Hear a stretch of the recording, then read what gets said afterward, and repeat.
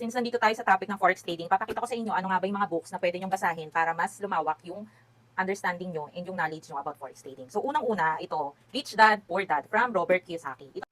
Itong book na to, napakaganda nitong basahin kasi mababago yung mindset nyo about money. Ito yung mag-o-open ng mind nyo, ano nga ba yung pwede mong gawin sa pera mo na hindi mo lang ilalagay sa bank.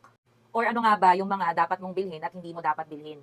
And yung isa sa pinaka-importante sa tingin ko, yung how to make your money work for you, na hindi na ikaw yung nagtatrabaho para sa pera, kundi yung pera mo yung nagtatrabaho na para sa'yo. Basta ito, napakagandang libro nito, dito kayo magsimula. Next one is itong mga libro ni Marvin Germo. So bakit mo naman bibilhin yung libro ni Marvin Germo? Sino nga ba siya, di ba? So si Marvin Germo, isa siyang financial educator, financial planner, and stock investor. So dito, sa books na to, matututo kayo ng iba't ibang concepts about forex trading and even sa stock market.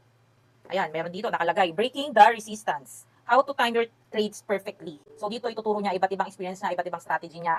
And ito, Stock Investing Made Easy. Yan. Winning Strategies for Investing. Stress-Free Investing. And Where Should You Invest. So itong books na to, isa-isahin yung basahin. Huwag kayong ma-pressure kasi iba't iba naman tayo ng learning curve. Be patient. Kasi yung matututunan mo naman, hindi mo naman agad talaga ma-apply yan. Kailangan unti-unti. Ang mahalaga dito, nakapag-start ka na. Ayun, if nabasa mo na yung mga books na yun, pwede ka rin mag-comment, mag-share ka ng mga natutunan mo, and kung paano to nakatulong sa'yo sa forex trading journey mo, and even sa pag-invest sa mga stocks. I hope nakatulong to sa inyo, and if you want more contents like this, just comment and follow me. Bye!